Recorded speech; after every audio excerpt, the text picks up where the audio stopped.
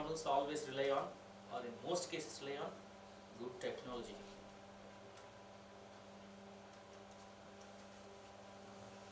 So this is a business model canvas. So it looks a bit busy there.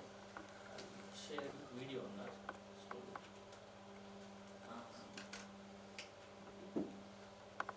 So business model has 9 building blocks. Okay. This is the template of the business model canvas. Has anyone seen this before? Good. So we will start with block 1, which is customer segments, then value propositions, then channels and customer relationships, then key partners, key activities, key resources, revenue streams and cost structure. Okay. So each of the building blocks represents one silo in your management education, in your MBA. Customer segments is about marketing, channels and customer relationships is also about sort of how do you market your product. Value proposition is part of strategy and part of marketing. Okay. Key activities and key resources are part of operations. Okay. Key partners, supply chain. Cost structure is your finance. Revenue streams is also your finance. Key resources, some of it is human resources. So HR. Right. So you are covering a good ground in your management education by simply tapping into this business model canvas. Okay. So I want you to try and open that website. Try and Google Mural, M-U-R-A-L, Mural. I'll come around to check whether you managed to access it. Do you guys have handheld devices, laptops or tablets? Yes, sir. Yeah? Will you please carry them from tomorrow? Yeah, sure. Yeah? So we'll use this virtual collaboration platform. Have you used Mural before? No, sir. Okay, it's very, very interesting, very intuitive, and you are only going to work on Mural from tomorrow. Okay? Because we'll capture all our thoughts and use post-it notes. You used post-it notes, right? Post-it note, we can use that digitally. Our activities should be aligned with our ideas that we are working on. Which means if we are saying digitalization is prominent and important, we should ourselves digitalize stuff, right? We can't use the old paper pen based activities. So let's do that. Just try and open, simply use your Google to log in and tell me whether you managed to log in or not. Yeah? Search for business model canvas template. See at the bottom of the screen, it says add a template there. Type into the search window business model canvas. Okay. This is the screen. You click here and type business model canvas.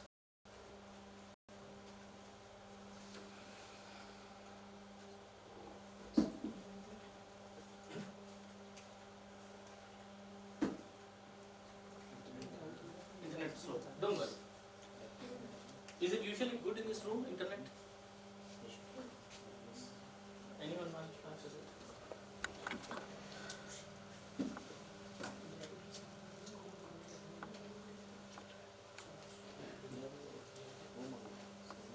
Okay. So we'll do this on paper for now. You can just copy it over digitally tomorrow. That's not a big deal. But when it works like this. Let me show you.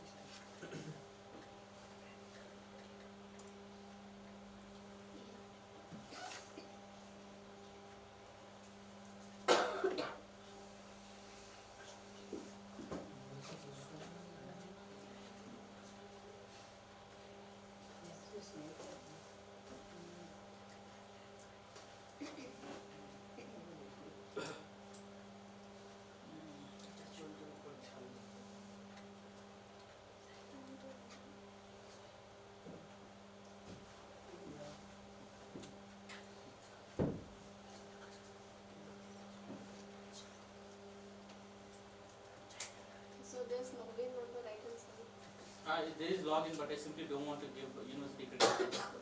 So I'm trying to use my Gmail. Thanks for pointing.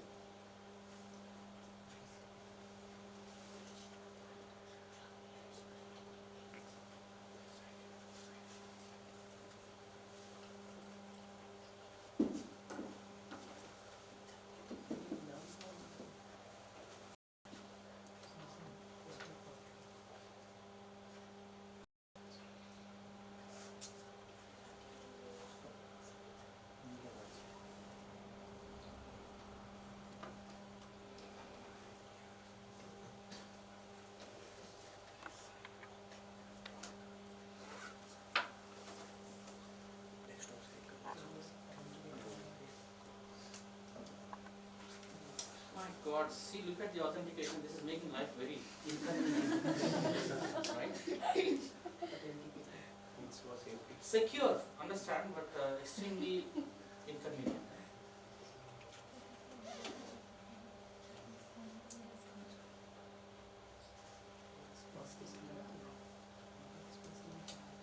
It should work now.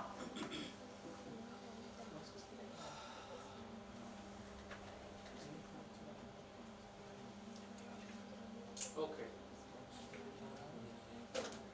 So basically how this works is, look at this, I did this activity recently with some civil servants in the UK.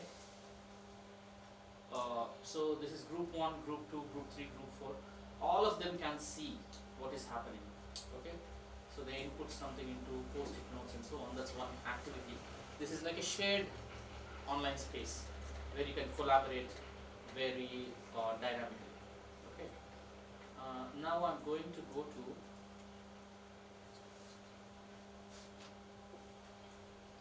search for murals or templates. Type business model canvas.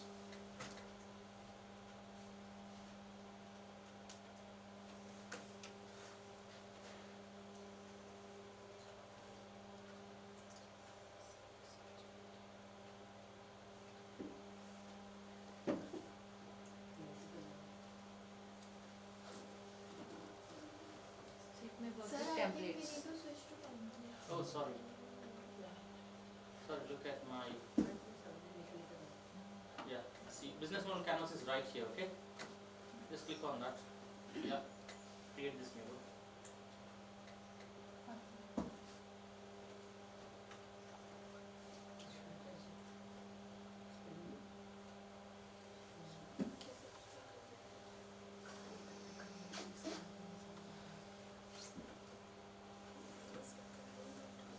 Why is this asking me? It should be free for everybody. If not this, there is other platform also, don't worry about it, okay? It should be free, basically.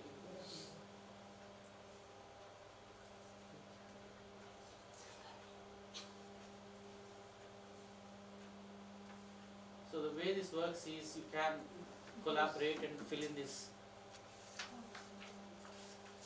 post-it notes, okay?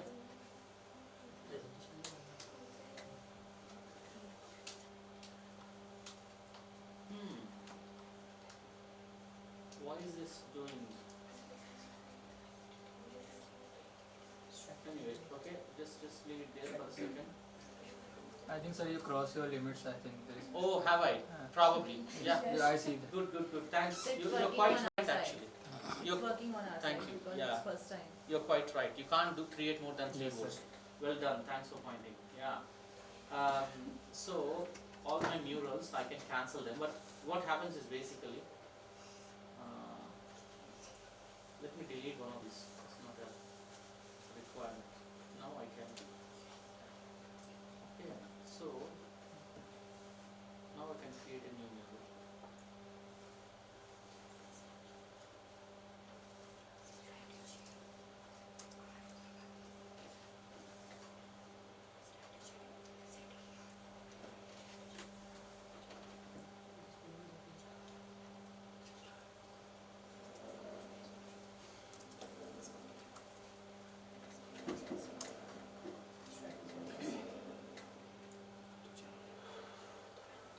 So this is your digital business model canvas, okay?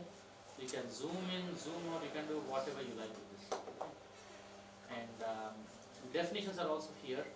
I want you to create a business, think about a business, okay? A real business that you want to set up.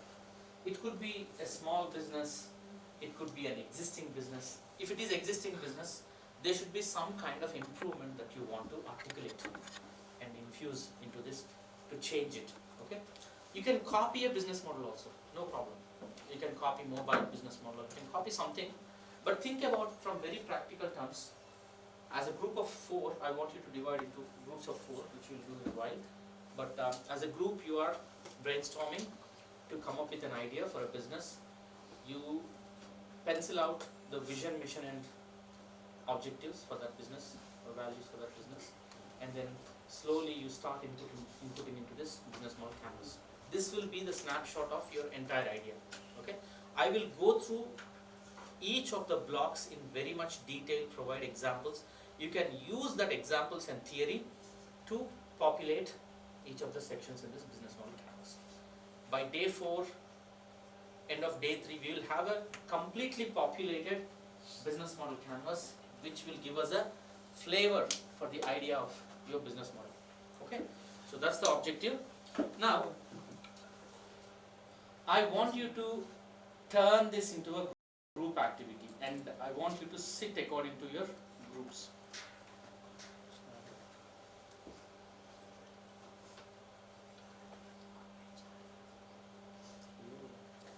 Okay. So some ground rules. You're going to work as a team, not individually. But idea can be from one individual, which everybody agrees.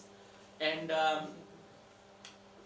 you agree and populate each of the blocks in the canvas at the end of each day. Okay. And then you can work later on also. It doesn't have to be 3 or 4 hours in class. Later on you can collaborate and work. You can save this as a PDF. If you go back to Mural, there's an option to save it as a Mural. Or sorry, save it as a PDF.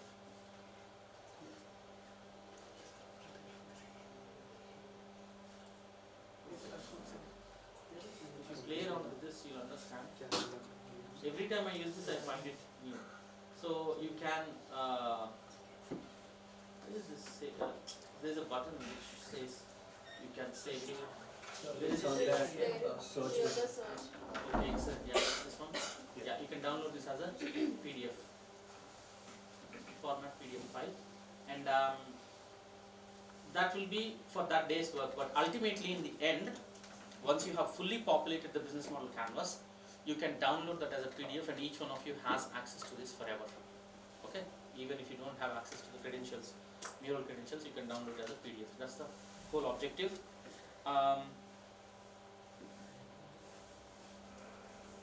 So our work is going to build on each day's concepts and frameworks that we are going to learn.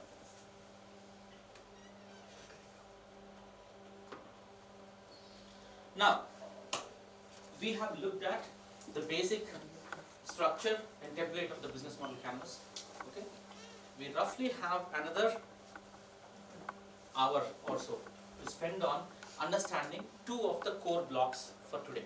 Yeah, customer segments is fundamental because you need to have a target market before you set up shop. Most of the people do not do market research before they set up a shop. Anything, small shop or big shop or even Amazon or Flipkart. Okay, what is market research? MBA students, did you come across market research term before? Yes. What is it? So scanning the market beforehand about competitors, Yes. initial products that are in the market, customer needs, what are the potential future demands for that particular industry in which we are going to enter, estimating the potential cost, revenue streams. So Amazing. That's a very ideal answer. If somebody asks you the same question in the interview, you have delved into more than enough information there. Very good. Okay. Simply put, market research is about understanding the needs of the customers. Okay. Why should we understand the needs of the customer? There is a very famous adage. Making what you can sell versus selling what you can make. What is the difference? selling what you can make, where will we end up?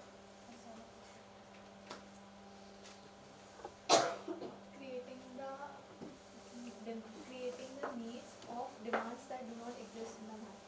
Yeah, very good. Okay, that took some time for me to process it, but very good. Yeah, so there is no demand for that product in the market, but you are making it because you can make it. Okay, you are a very good carpenter, you can make nice design toys, but there is no market for wooden toys. You are simply making it, but if you have to sell them, you have to spend a lot of money in marketing it and making it look like this is a 21st century innovation, where we have making wooden toys for 2000 years or 4000 years. Okay, so if you can only sell what you can make, then you spend a lot of money on marketing. But what is making things that can be sold? There is already a demand in market. How do you know there is a demand in market? By knowing, by doing market research. In what ways can you do market research? Survey, good. Interviews, talking to people, feedbacks, large scale data sets, looking at census information, research, reports. Okay. Quite a lot of companies these days do market research and publish reports. You can read those reports and see how much market is there for certain kinds of products.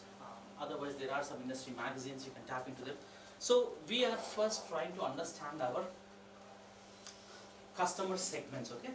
So this is the first block, we start here with customer segments. So customer segments building block is about understanding who are the target market for our product or service, okay?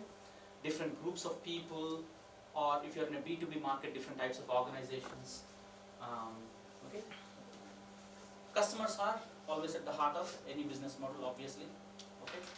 No company can survive without profits, which means a long-standing stream of demand, continuous stream of demand is essential for any business, okay? But how do you target customers? If you manufacture shoes, you only manufacture 9 size shoes. You manufacture shoes of all sizes, right? From kids through to any big feet. Okay? One size does not fit all. Small. I'll change the size, don't worry. But one size fits all approach is not going to work. So you need to understand biologically how many different types of feet are there. Okay? Do certain people's feet size or their heel or the cave in that heel or whatever you want to call it limit their ability to walk? Some people have purpose-made shoes. Okay? Yeah. If you're in a niche market or mass market, we'll discuss that also. So you need to know quite a bit about footwear. In order to do that, you need to survey.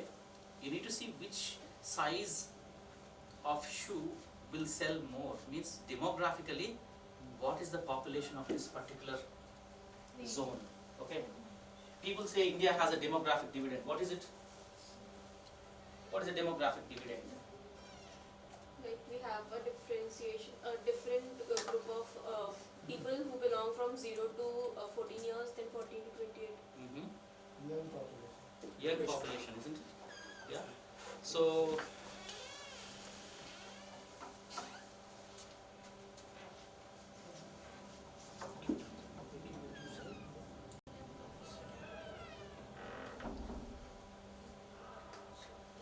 okay. So in what ways, in how many different ways can you segment your customers if you are selling shoes? Think about selling shoes. In how many different ways can you segment your customers? So based on the age, based on the income, based on the sole material for which we are manufacturing the shoes. Like a group of people residing in hilly areas will be preferring different type of shoes rather than on plain regions most likely. Very good. What is your specialism in MBA? Finance. So let's go into theory first. What all you said is correct. Demographic based segmentation means you're directing your products at certain people based on their age, their gender, okay, the place they live in, their income levels, the kind of work they do. Okay, that is demographic segmentation. Because in shoes, you can sell your shoes to kids, adults, but you can also sell your shoes to adventurers who want to go on mountain climbing, trekking. What kind of segmentation? That is not demographic segmentation. In demographic data, if you go to statistics office in India, census office, that information is not there about the tastes of people. They come to home and they ask about what is your age, sex and so on, but they won't ask you, would you like to go trekking? Where would you get that data?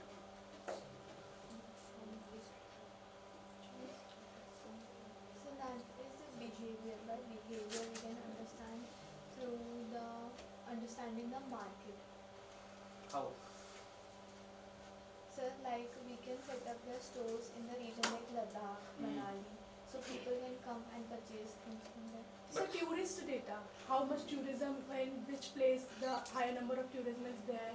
Very So good. we will track that record Very good. and sell it at that position also. Very good. And from that we get the data. Very good.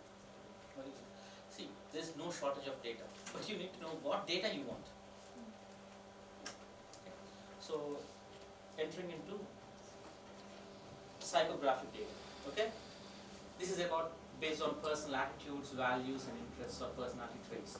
Behavioral data is based on what you do, what you like adventure, sports, or so on. So there's a slight difference between psychographic and behavioral segmentation. We'll take that up when we look at the examples. But good, well done in pointing at all these things. But in order to understand all of this, first of all, you need to tap into some sources of data. You need to find what is this source, where does this come from? Is that a reliable source? Nowadays, everybody seems to say we have data. That's all falsified data. ChatGPT can generate a lot of data, false data. You can sell that data. You can. Who would buy that data? There is so much that we do not yet understand. We are in what is called a moral vertigo. This is called. Okay?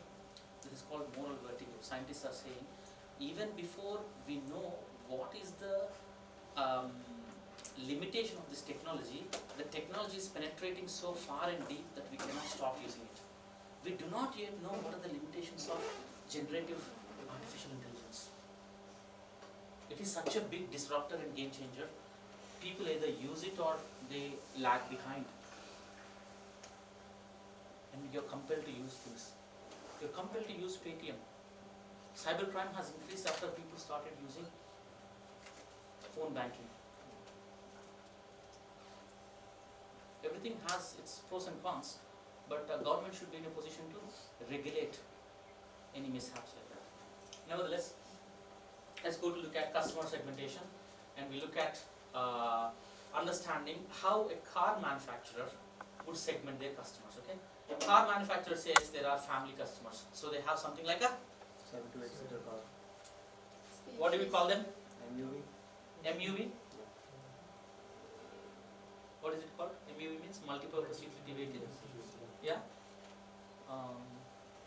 Wealthy customers. This is it. Luxury limousine. Adventurous SUVs. Oh, house. Yeah. Okay. So this is what kind of segmentation there? There are quite a few in this, basically. So the first one is the basic demographic. Yeah. Second one also comes in demographic. Third one comes in psychographic. I think third one is behavioral. Second one is psychographic, isn't it? Behavioral is based on what actions you do, what are your tastes and all. Psychographic is mostly about your thought patterns, your choices. But it is in wealthy customers. Income is classified into demographic. Very good. Good point. Yeah, in wealthy customers also, some might stick to driving a basic simple Swift. Like Ratan Tata used to drive 1 Oh. lakh rupees car. Yeah. That's reverse psychographic segmentation. Well done, well done. Good. Yeah. So they do segmentation based on broadly those three terms. Okay. So what are the kind of questions that you ask when, for example,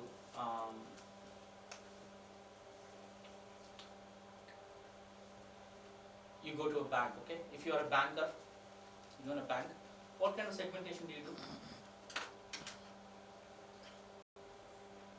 How do you segment your customers?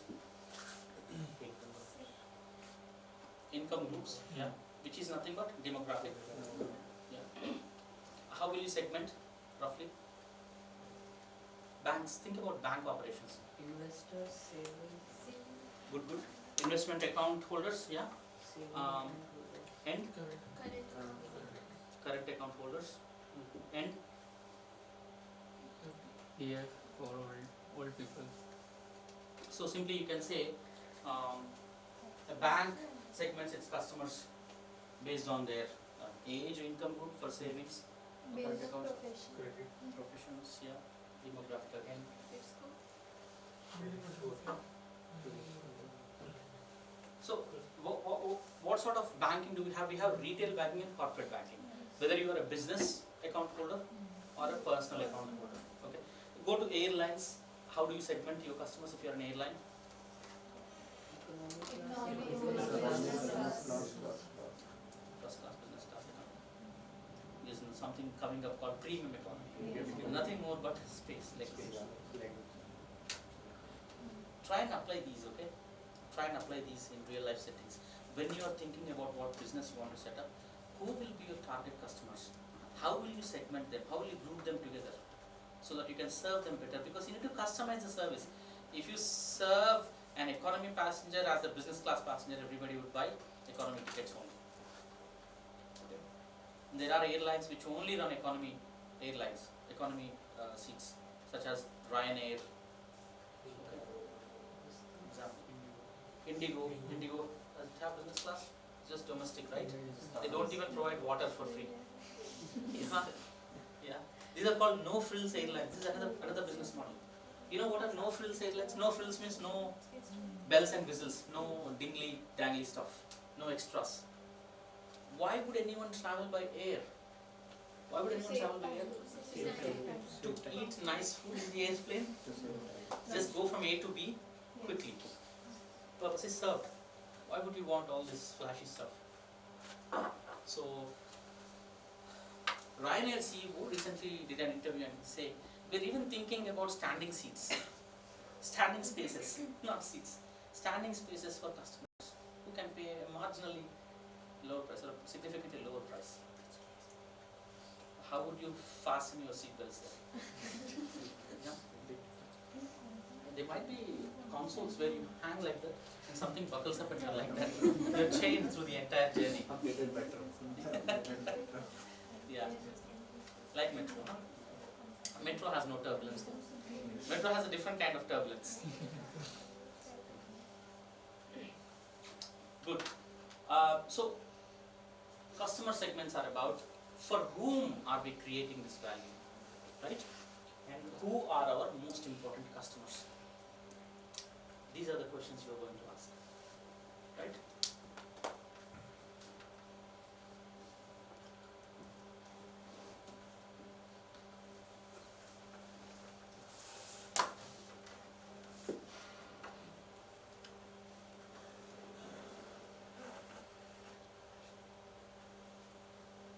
Next.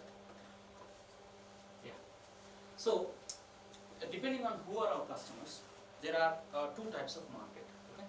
So if you have premium customers, you can't put them in a mass market. You can't sell the same Santur soap for everybody. You need to add something more extra to it. Okay? You need to have some scrubbing facility or scrubbing functionality or some more flavors or some more things, whether or not they exist in there. Just like your teeth whitening stuff, okay? You can't sell a basic stuff for your high income group customers. So mass market is where you focus on large group of customers with similar needs. All they need is a toothpaste. Within that you can have tooth whitening, gum tightening, etc. type of toothpaste, but more or less everybody wants to clean their teeth in the morning. Okay? So that is a mass market product. Or most of your FMCG products are mass market products. What is FMCG? Fast moving consumer goods. Fantastic. Okay, so how many different iPhones are there, by the way? Currently in the market? 16. Only one. It's a mass market product, right? You might have one or two variants in it, Pro Max and etc., or any phone for that matter. But you use the phone differently. Every individual uses their phone differently. The base features of the phone are the same. So phone is a mass market, but heavily personalized in use, like your PC. Okay, these don't fit anywhere basically. Very interesting products. Your FMCG products. Okay. So phone is a consumer electronic item. This is FMCG, and your box standard Toyota Auris. World over, it's the same Auris that you drive, or Toyota Camry or Toyota Corolla. Everywhere you go, that is the same car. Basic hatchbacks. Basic hatchback. Okay, that's a mass market product.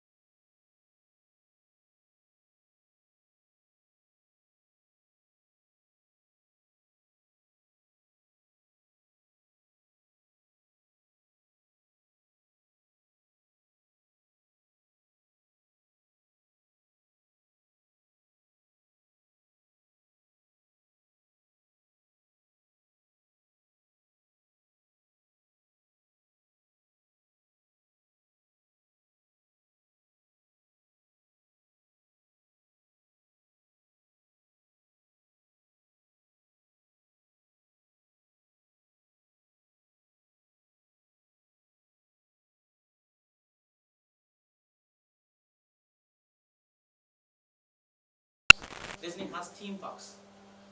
First, it started like with a theme park where they, kids or parents, kids go and experience these kind of adventures rides and so on.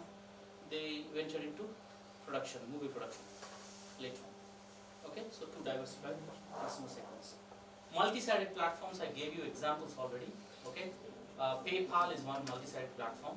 You can look at this later and understand how they join up businesses and end users or banks. But the classic examples are Google for multi-sided platform. Okay, even Amazon is also a multi-sided platform. How is Amazon a multi-sided platform? So Amazon sells also currently they are doing this banking also, Amazon Pay, through Amazon Pay you can pay to different customers through scanning the code, whereas they are allowing for flight, hotel, train tickets booking also. Yeah. So what basically a multi-sided platform does is it joins up people with a need.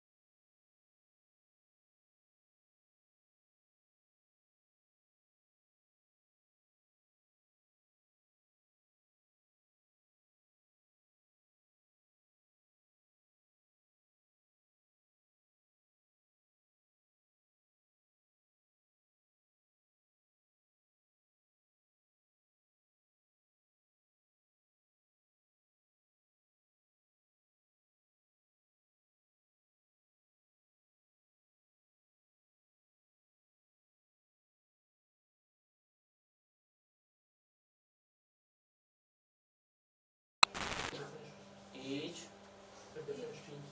streams of education, or did it segment at all? Because this is a linear progression in education that everyone has to go through from the 12 plus onwards. Okay. If a private institution has to do it, they do it differently. They have professionals who want top-up education at some point. It's called executive education. Okay. Companies who want to send their staff for some top courses. Okay. So you can segment based on any which way. If you are a business or if you are looking to provide some service, that's what we look at. Now we'll very quickly look at value propositions, and then I'll give you at least 20 minutes. I promise to give you at least 20 minutes today to start working on the business model canvas. Put pen on paper. Think about what is this idea. Let that really churn up a bit today, and then tomorrow afresh we'll look at the idea. I'll take ideas from each one of you. We'll solidify that, and then we'll proceed to work on the business model canvas. But before you start thinking about the idea, these two blocks are must and should. Okay. So value propositions is about what are the bundle of products and services you are providing your customer to create value for them. Okay. So what was the value creation we talked about? Customers want a quarter-inch hole in the wall. They don't want to buy the entire power tube, right? Customers want to go from A to B. They don't want to buy a motorcycle or a car. That is why Ubers of this world still exist. Olas of this world still exist. Blue Smart. Think about any other ride-hailing platform which has made it big in the current market. It is existing because customers have a problem with mobility in urban areas. Some said traffic issue, some said cost is an issue, some said filling it up to, in a petrol station is an issue because it's expensive. What not? Some people don't know driving. Think about that. Yeah, not everyone can drive. Why would they learn to drive just because there's no convenience other than driving? Can't you live without driving? Somebody should be able to cater to that market of non-drivers, right? And even good drivers also become worse when you go into town centers. Okay. So value proposition is the reason why customers turn to another company from one company. They want better value. Okay. So value proposition is about solving problems for the customers. Okay. It consists of a set of bundle of products and services that cater to specific requirements, and it offers benefits to each customer segment. Now, these are the kind of questions you're going to ask when you are thinking about your value proposition.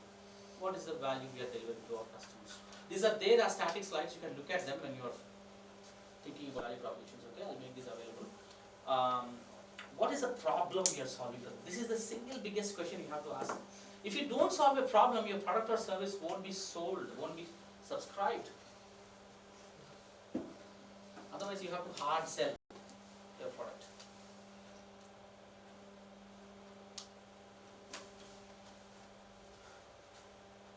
Right. So the value that you are offering can be either quantitative, which is price, speed of service, and so on, or it could be qualitative. It could be design, customer experience, and so on. We'll take a look at examples of different value propositions. So, newness is one value. What is newness?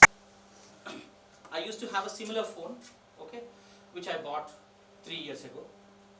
It's still functioning, but it's slowed down a bit and it's a bit haphazard, unreliable. So I got a newer version of the same phone. Why do we have S24 now? S1, S2, S3, they started somewhere, but like iPhone 16 that someone was pointing to. Why do we have this version after version? People want something new. Newness is itself a value proposition. People want to have their hands on something that is new than old, although it carries more or less the same features, but they market with some additional features which are very hard to tangibly feel with your naked eye. If your camera increases in its pixels by 2 or 3, your naked eye cannot really distinguish, but still you are buying it. What does this mean? You are buying the newness, you are not buying the product itself, right? Cell phones is a very classic example of how people want newness in their product. That is one value proposition. You have to remember these, you have to go through this once over, because when you are writing in your business model canvas, I want to see this terminology. In your product, what is the value proposition you are offering your customers? Okay, if you have identified 3 or 4 customer segments, one customer segment likes newness, one customer segment likes performance. Okay, so we'll go through all of those, but term is important, newness is important. Okay, even in your MBA interviews, once you're done with your degree, you're applying for interviews, this language is very, very important. It comes across very prominently when you're talking to seasoned HR people or technical experts who are interviewing you. All of this language is something that is already in use in the business world. You cannot use archaic terms anymore. Okay, you need to be current, up to date, and talking sense. Performance again. Okay, so think about that, whatever it is, Macintosh or something, long time ago it is. Why do we still have laptop version after laptop or different kinds of laptops? Because computing power is almost multiplying every few years. What is that law called? Moore's law. Well done. Can you state that for me? Year by year the processing power increases by, I think, Some X. yeah, maybe square. That's fine. All of you look at that. It's very important as graduates, not only from MBA but with some technical grounding. Moore's law is the fundamental basis for organizations to forecast how technology is going to change in the future and invest in that direction. Very recently, NVIDIA director, not director, the CEO, what's his name?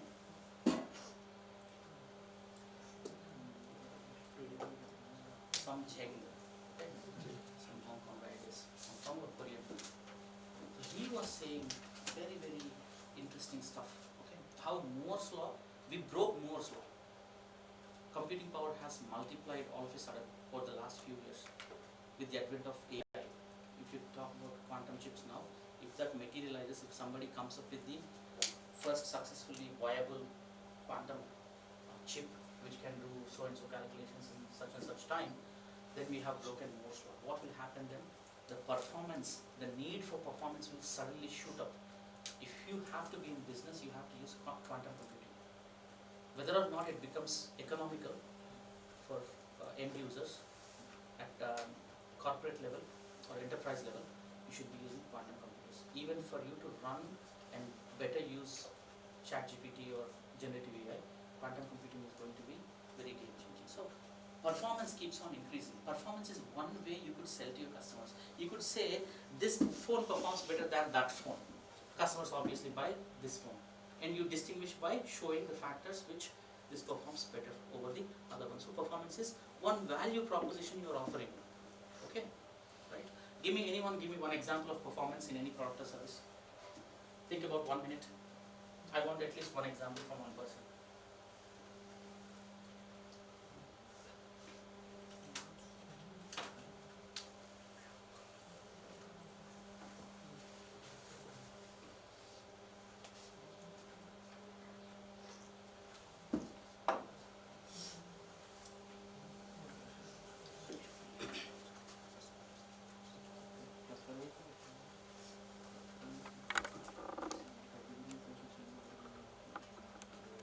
Why did I try to buy Rajdhani tickets as opposed to AP Express or Telangana Express or Kerala Express?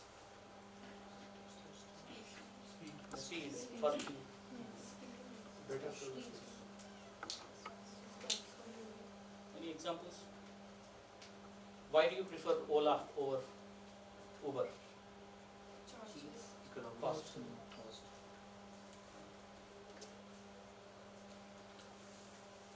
Customization. Customization is one way you could attract your customers to buy your product. How can customers have their own say? Like that mug, they can print whatever they like on that mug. I would rather buy that mug than a white mug. Okay. IKEA furniture, somebody was saying it is customizable, is it? It is functional. You can use these 3 shelves vertically or horizontally, and you can put 2 more shelves on top of it like a cascade, like a step. Customization. That is one reason why customers buy their products. Okay. Think of examples of customization. Keep thinking. Crocs, phone covers. Okay. T-shirts. Good. So mainly luxury jewelry. Luxury jewelry.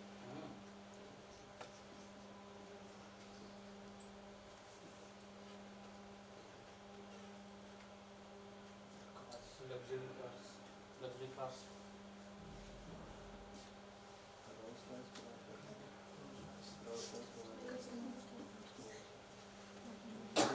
Getting the job done. We looked at this example already earlier. It simply makes your life easier by taking you from A to B. Okay, just performing whatever is required. Okay, Uber is one example. Sometimes the car might be a little dirty, it might be a little smelly, the driver might be a little irate. Okay, but still the job is done. You're still using this, keep on using this. Ryanair is another example. Okay, Ryanair is No Frills Airlines, Indigo, No Frills Airlines. They're not even providing you tea and coffee. Still you are flying because you want to fly from Hyderabad to Delhi or Delhi to Chennai, whatnot. So, Uber Uber is providing rental boats in Kashmir. really, Yeah. really. So the locals are prices were so high, so they provided us with the. Wow. So I think what happens is basically Uber does not own any assets today. Uber is not a asset based company. Uber is a Rental. software company basically. So what they do is basically they aggregate this stuff. They go to boat owners, Onboarding them. they just print their logo, and then they say for every trip you make, you get this cut. They never disclose the price to the boat owner. Yes. If you talk behind the scenes to any Uber driver, they will tell you. I was asking somebody in Hyderabad, so how much do you make out of this, sir? I don't know. How much did they charge you, sir? I said 230 rupees, sir. They only give me 90 rupees or 100 rupees. The lion's share is going to Uber. Why is it going to Uber? The cab driver is still happy getting paid 100 rupees.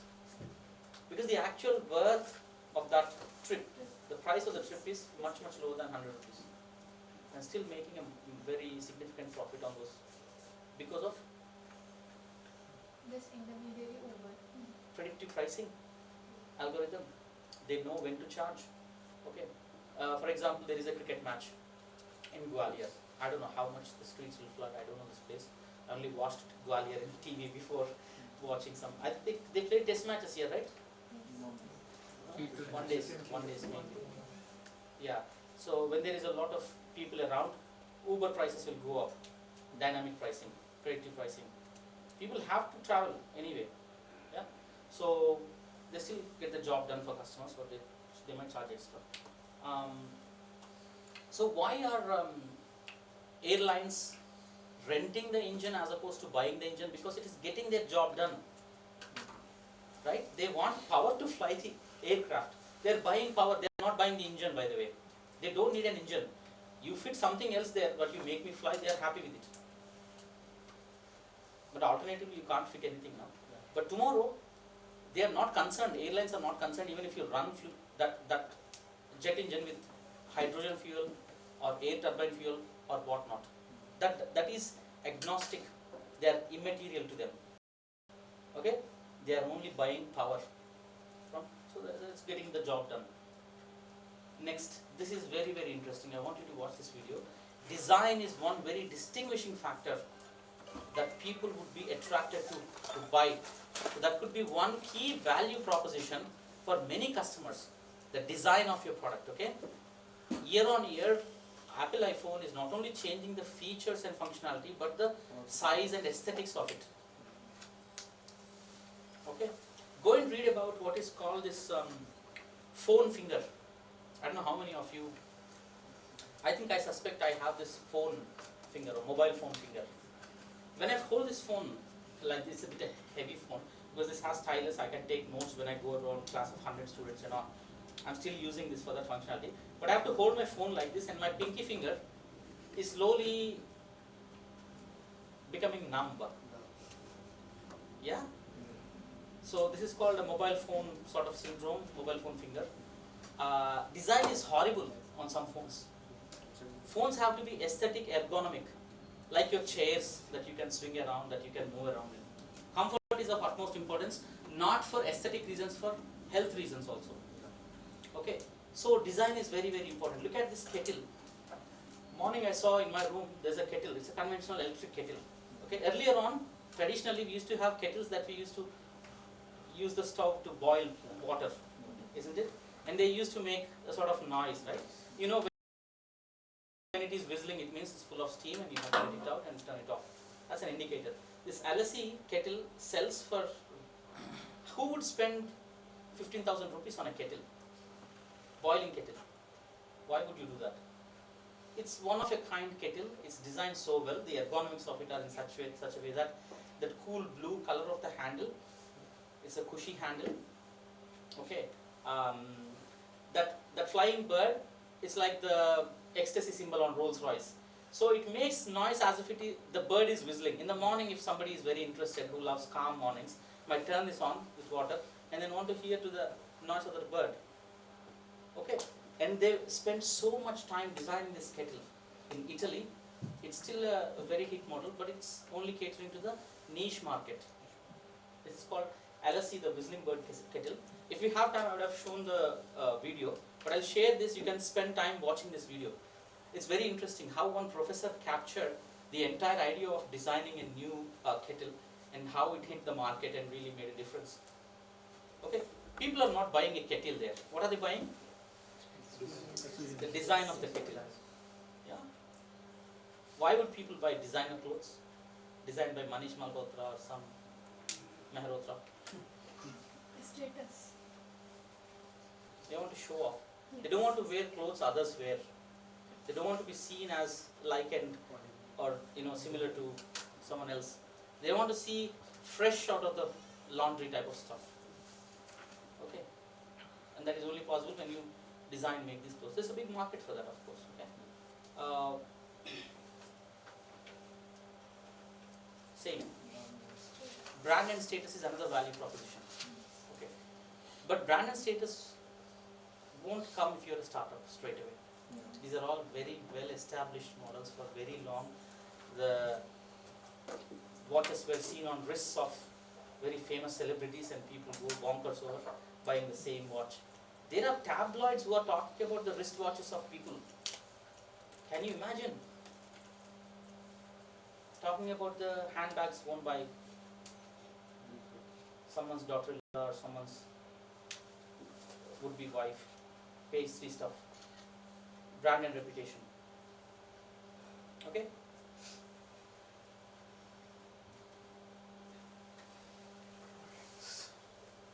Price is another value proposition that you want to offer your customers. Price is obviously the cost leader stuff that we talked about. Earlier, customization is performance and others are differentiation. This is cost leadership.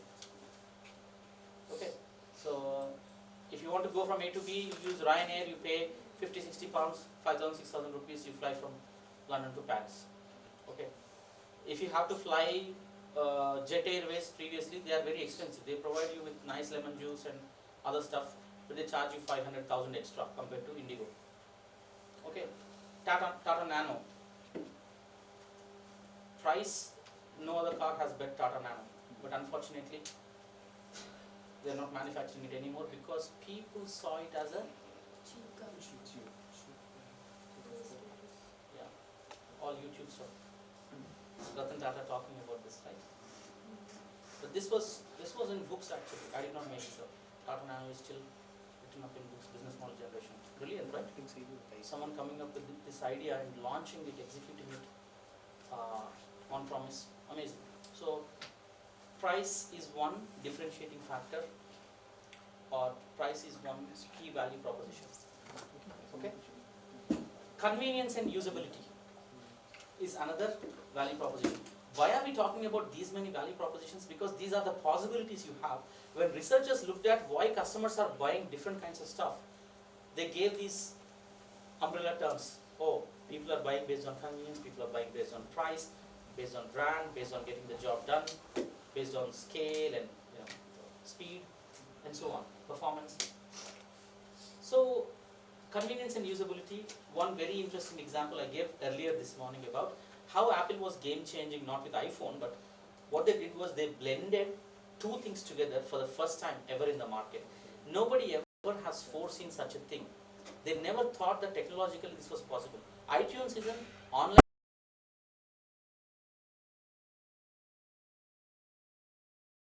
platform to source music, but iTunes software runs only on Apple products. So they designed iTunes, they kept it behind the scenes, and when they launched the iPad, they merged it together so that you can listen to music on demand, needless to buy these fragile CDs or discs, which when you put in a pocket they might break. Right? So that is usability and convenience. Accessibility is another key value proposition. Okay, when you are combining with technologies and innovation, this can happen. So Previously, some customers might have lacked access to this. Now they can access it. This is a very interesting example. So, based on what we discussed so far, think about a billionaire. Okay, let's say there's a billionaire who want to frequently fly from place to place to run the show. They have to meet some people to sustain in their business. They have to do a lot of things on travel. So, can they own a jet? They can own a jet comfortably. What is it called? Basically, these chartered flights, they are called private jets. Spend a few million, and then buy a jet. It's accessible to them. What about budding entrepreneurs who do not have that much capital but who are frequently flying? What if they can rent a jet like a Uber? So this was not accessible to them before.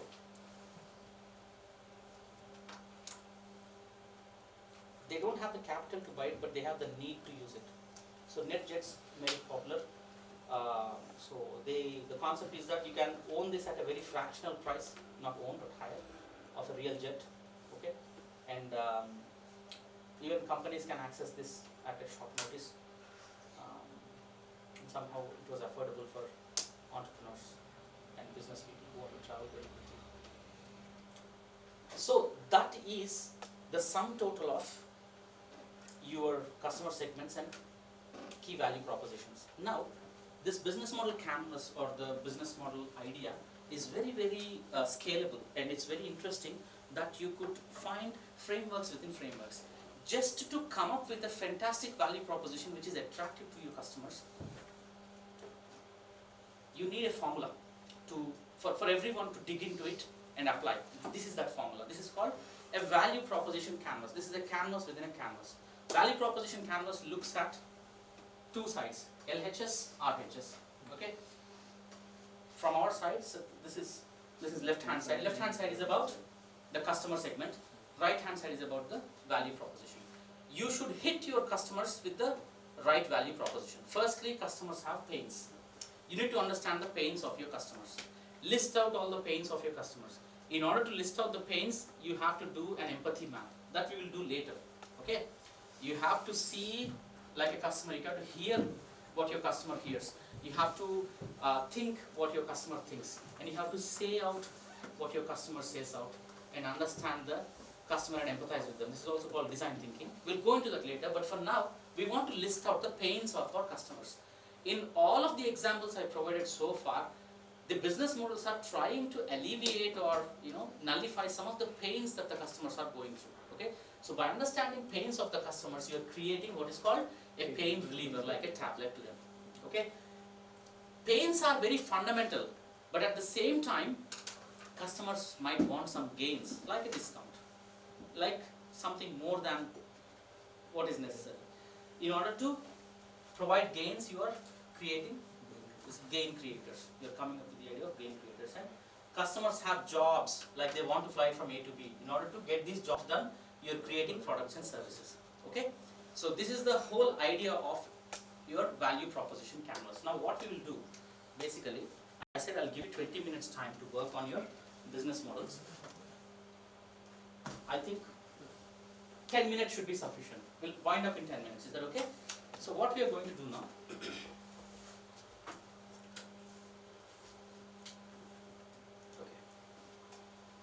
So I want you to divide into groups. Where are your groups? Do you want to randomly choose your groups, or if you have been working in groups previously, or if you have friends who you can get along with? I want a mixture of female and male students to be in groups, okay? We want diversity in this, right? So I don't want all girls to group up together. Because scientifically, when you mix genders, ideas flow through very well, and you can handle quite a few challenges very easily, okay? So we need some diversity in groups. Because these groups we are going to stick to next 5 days, this including today, okay? So please stand up, everyone. Please stand up. Okay. Just go around talking to each other and find out whom you want to pair up with to form groups. You can use all of this space. Okay. I don't want to form groups, but I'm giving you literally 4 minutes to do this. Yeah. And use them as examples. you can come up with an entirely new business, okay, or you can improve an existing business. This is the task now. We want to learn how to do business modeling. Today we'll do the basics of coming up with the idea, okay, then the vision mission statement, and then we will articulate what is the key value proposition and customer segments, okay. Then from tomorrow we'll work on other blocks, and then we'll do some innovative stuff, use frameworks. Tomorrow we will do the value proposition canvas, which is pains and gains. For now, I simply want you to name your group, come up with the idea of what product or service you want to deliver to your customers, okay. When you're thinking about this, obviously you'll start thinking about the customer segments. Yeah?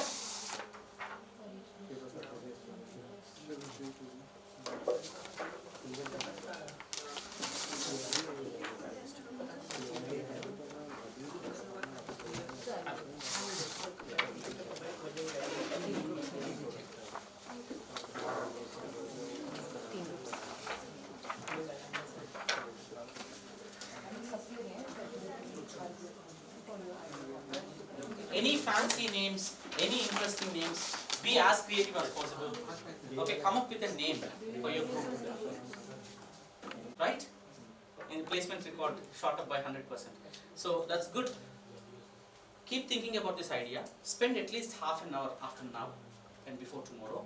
Try and articulate your ideas into 2 or 3 slides. Be as creative as possible. I want some creative names. Most of the times, names will dictate the success in the market for at least a short period. Okay, so come up with good names that are relatable to your product or service, and think about the value propositions and customer segments. Present it all in 2 or 3 slides maximum. Don't do an excellent job of it. Don't tinker with it for very long. Just put whatever you have on the slide. Try and come up with a logo if you can. Don't spend too much of time. These days in AI you have logo designers. You know that, right? Yes. Design a logo on AI. Don't feel shy to use AI for these purposes, because we have to leverage on time. As entrepreneurs, we don't want to really be genuine about things which are pulling us back. Okay. So I'll see you all tomorrow at what time is convenient for you? 9:30 or 10? 9:30? Guys, tomorrow 9:30? Committed to 9:30, everybody? Yes, sir. Yeah.